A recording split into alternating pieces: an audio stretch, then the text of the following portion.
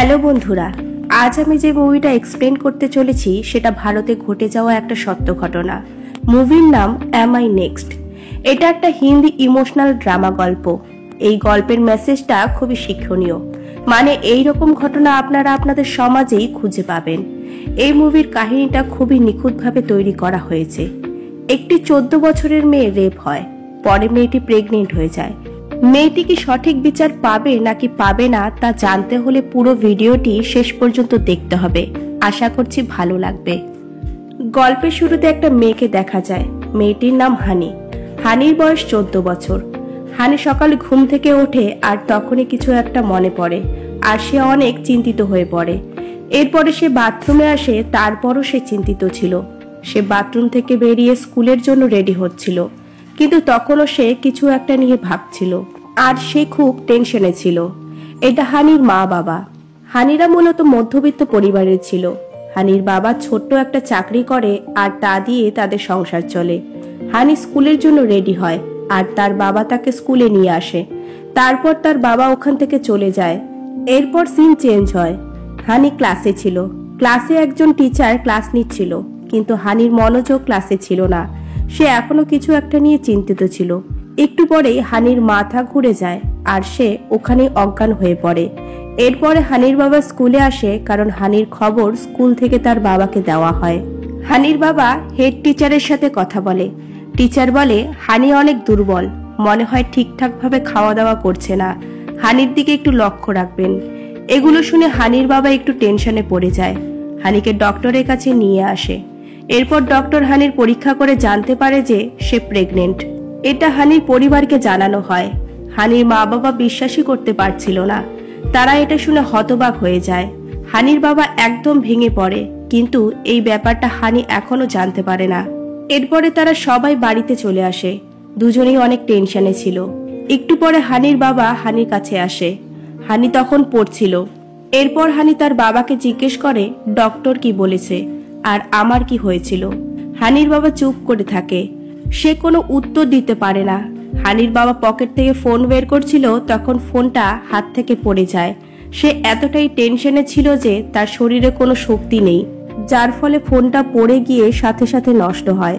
তখনই সেখানে হানির মা আসে আর হানির গায়ে হাত তোলে। কিন্তু তার বাবা হানিকে অনেক ভালোবাসে, আর তাই সে তার স্ত্রীকে থামায়। হানির মা তখনও হানিকে অপবাদ দিয়ে বলে, তুই কার সাথে শুয়েছিস, কার বাচ্চাকে তুই এখানে এনেছিস। হানি এগুলো কিছুই বুঝতে পারে না। সে একদম চুপ করে থাকে। কিন্তু হানির বাবা হানিকে বিশ্বাস করে। এজন্য সে হানির কাছে আসে আর হানিকে জিজ্ঞেস করে, এটা কি তোমার ইচ্ছেতে হয়েছে নাকি তোমাকে কেউ জোর করেছে।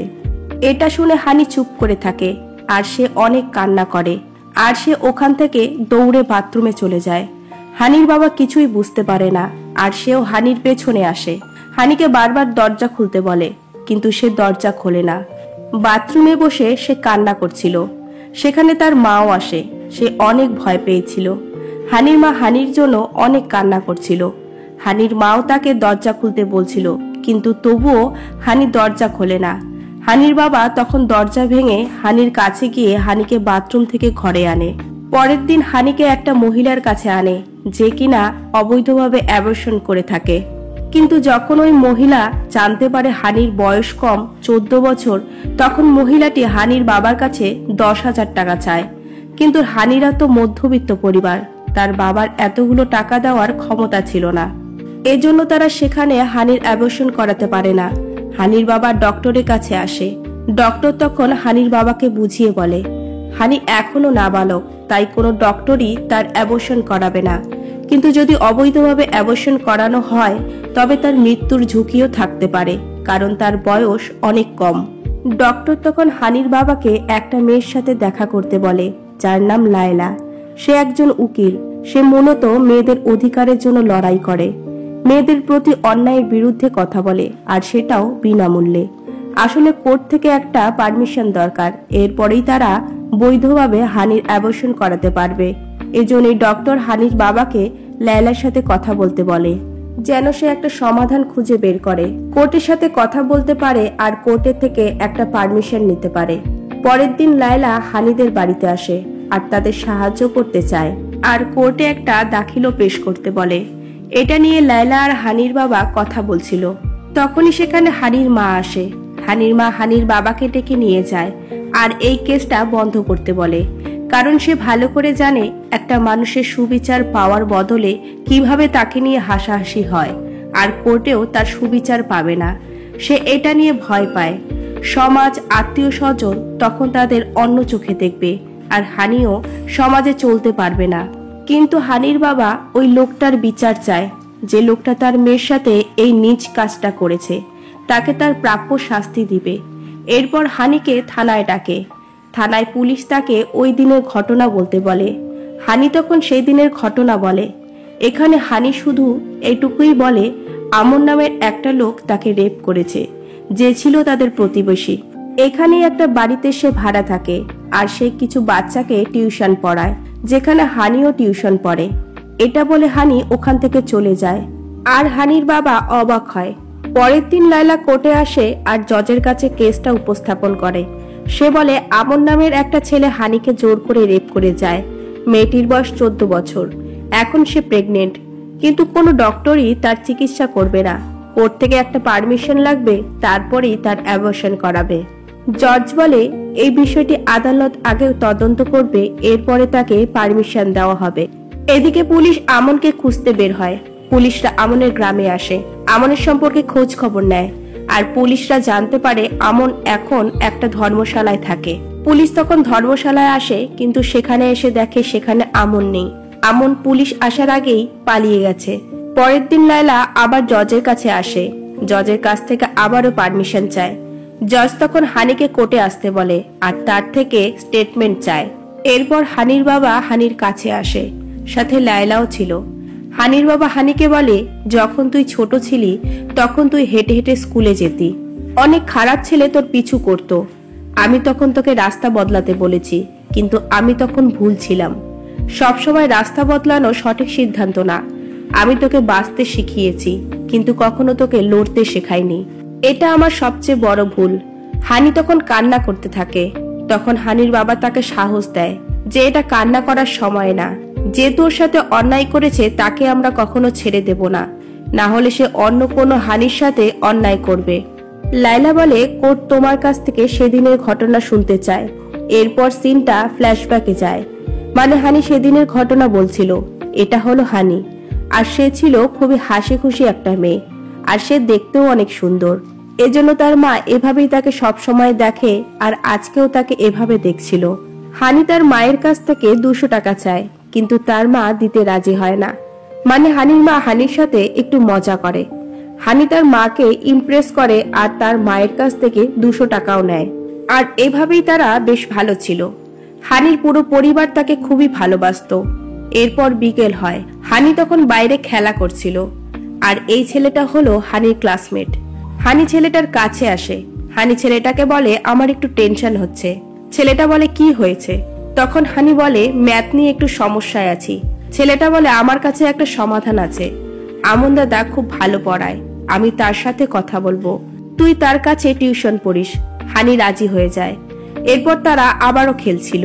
ঠিক সেই সময় সেখানে আমন আসে, আর সে এভাবে হানিকে দেখে, মানে আগে থেকেই সে হানিকে পছন্দ করে। এরপর সন্ধে হলে হানি বাড়িতে ফিরে আসে, আর টিউশনের কথা তার ফ্যামিলিকে বলে। তার ফ্যামিলি রাজি হয়ে যায়। হানি তখন অনেক খুশি হয়। এর পরদিন থেকে সে টিউশনে যায়। একদিন সবাই পড়ছিল, এমন সময় আমন তখন হানিকে বলে, তোমার তো ম্যাথে সমস্যা আছে, টিউশন শেষে তুমি অপেক্ষা করো, তোমাকে এক্সট্রা ক্লাস করাবো। একটু পর সবাইকে ছুটি দেয়। ছুটির পর সবাই চলে যায়, শুধু হানিকেই থাকতে বলে। এমনকি হানির কাছের বন্ধু আমন তাকেও চলে যেতে বলে। এরপর আমন তার কাপড় বদলায়। এরপর হানিকে কাছে ডাকে। হানি তার কাছে আসে। এরপর তার সাথে কথা বলে, আর হানিকে খারাপভাবে স্পর্শ করে, কিন্তু হানি সবকিছু স্বাভাবিকভাবে নেয়। আমন হানির সাথে গল্প করে, আর আগামীকাল 3টায় একা দেখা করতে বলে। হানি রাজি হয়। এরপর হানি বাড়িতে ফিরে আসে। পরের দিন হানি রেডি হয়, আর সে একাই আমনের কাছে আসে। আমন তাকে এভাবে স্পর্শ করে, তারপর তাকে জোর করে ঘরে নিয়ে গিয়ে রেপ করে। সিনটা বর্তমানে আসে।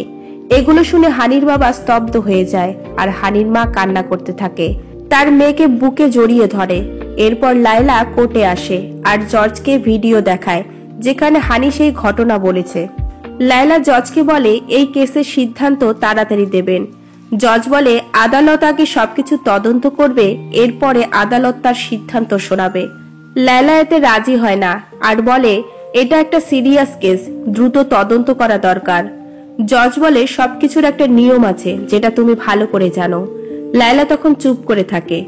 পরের দিন হানি কোর্টে আসে আর মিডিয়া হানিকে ভিডিও করে আর এটা টিভিতেও টেলিকাস্ট করে, মানে হানির এই ব্যাপারটা নিয়ে ইচ্ছে মতো নিউজ করছিল আর সেটাও তাদের স্বার্থের জন্য। হানিকে এরকম একটা জঘন্য প্রশ্ন করে, আমাদের সামনে এখন হানি আছে, তাকে কেউ একজন রেপ করেছে আর এখন সে প্রেগনেন্ট, এখন বাচ্চার বাবা গায়েব, কিন্তু তুমি যে আমনের ওপর দোষ দিচ্ছ এটা কি সত্যি? তখনই লায়লা সাংবাদিকের কাছে আসে, তাকে বলে তুমি কি পাগল হয়েছো, এসব কি ধরনের প্রশ্ন করছো? সাংবাদিকের নাম সান্দু। সে বলে এটাই আমাদের চাকরি। লায়লা বলে এটা তোমার চাকরি? তুমি তো দেখছোই বাচ্চা মেয়েটা ভয় পেয়ে আছে, আর এখন যদি তুমি তার জায়গায় থাকতে তবে কি তুমি এ ধরনের প্রশ্ন সহ্য করতে পারতে? এটা বলে তারা ওখান থেকে চলে যায় আর সান্দু অনেক লজ্জা পায়। এদিকে আমরা পুলিশকে দেখি আর তারা এখনো আমনকে খুঁজছে। একটা সময় তারা আমনকে খুঁজে পায় আর অনেক কষ্টে তাকে ধরে ফেলে। এরপর তাকে কোর্টে নিয়ে আসে। কোর্টে সিদ্ধান্ত দেওয়া হয় আমনকে 14 দিনের রিমান্ডে দেওয়া হবে, কিন্তু জজ এখনো পারমিশন দেয় না হানিকে অ্যাবর্শন করানোর জন্য, কারণ সে মনে করে এটা একটা জটিল কেস। এটা শুনে পুরো পরিবার ভেঙে পড়ে আর সবাই অনেক টেনশনে পড়ে। এরপর তারা কোর্টের বাইরে আসে। হানির মা অনেক রেগে ছিল, কারণ সে আগে থেকেই জানে কোর্ট তাদের সাহায্য করবে না আর তারা বারবার হাসির পাত্র হবে। তার মেয়ের ব্যাপারটা সবাই জেনে যাবে। তখনই সেখানে লায়লা আসে। হানির মা হাত জোর করে বলে এখন অন্তত থামুন, আপনি আমাদের জন্য যথেষ্ট করেছেন। এটা বলে হানিকে নিয়ে চলে যায়। তখন হানির বাবা বলে এখন কি করবেন? লায়লা বলে আপনি বাড়ি যান, আমি হাইকোর্টে আপিল করব আর তাড়াতাড়ি হানির অ্যাবর্শনের ব্যবস্থাও করব। এরপর একটা লোককে দেখানো হয় যার নাম গোপাল, আর সে ছিল আমনের বাবা, আর এই ব্যাপারটা সেও জানতে পারে। সে তখন সবচেয়ে ভালো একটা উকিলের কাছে আসে যার নাম যশোদা, যাকে অনেকগুলো টাকাও অফার করে আর বিনিময়ে তার ছেলেকে জেলের বাইরে আনতে বলে। এরপর সেই উকিল আমনের কাছে আসে আর আমনকে সবকিছু খুলে বলতে বলে। আমন তখন মিথ্যে একটা গল্প শোনায়। হানি তার কাছে এসেছিল আর তাকে আকর্ষণের চেষ্টা করেছিল, কিন্তু যশোদা সবকিছু বুঝতে পারে যে আমন তাকে মিথ্যে কথা বলছে। এর জন্য যশোদা গোপালের কাছে অনেকগুলো টাকা চায় আর গোপালও বাধ্য হয় টাকা দেওয়ার জন্য। পরের দিন শুনানি হাইকোর্টে হয়, যেখানে লায়লা হানির অ্যাবর্শনের পারমিশনের জন্য কোর্টের কাছে অনুরোধ করে, কারণ বাচ্চাটা ধীরে ধীরে বড় হচ্ছে আর এভাবে চলতে থাকলে সামনে বড় সমস্যা হতে পারে। কোর্ট তখন ভালো একটা ডাক্তার ঠিক করতে বলে যেন হানিকে পরীক্ষা করে। কোর্ট থেকে এখন এটা দেখতে চায় যে হানির অ্যাবর্শন করা সম্ভব কি সম্ভব নয়। লায়লা তখন একটু শান্তি পায়। পরের দিন হানির পরীক্ষা ছিল, সে স্কুলের জন্য রেডি হয় আর তার বাবাই প্রতিদিনের মতো রেখে আসবে, কিন্তু হানির মা এতে রাজি হয় না।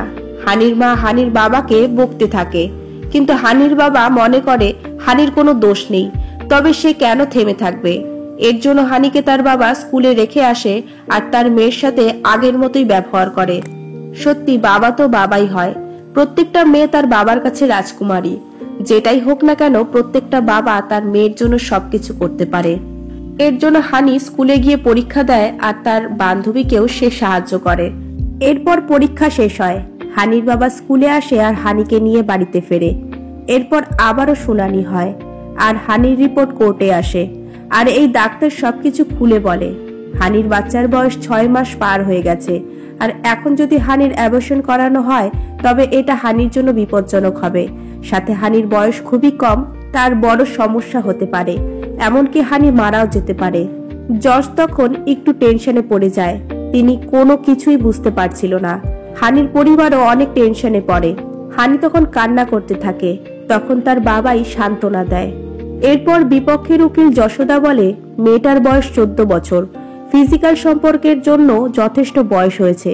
এদেশে একটা মেয়ের 12 বছরেই বিয়ে হয়, সেখানে হানির বয়স 14 বছর। সে এখন সবকিছু বোঝে আর এটা কোনো রেপ না, এটা তার সম্মতিতেই হয়েছে। লায়লা এগুলো শুনে একটু অবাক হয়ে যায় আর তাদের কাছে হাত জোর করে যেন হানির অ্যাবর্শন করার পারমিশন দেয়। আমনের ব্যাপারটা সে পরে দেখতে বলে।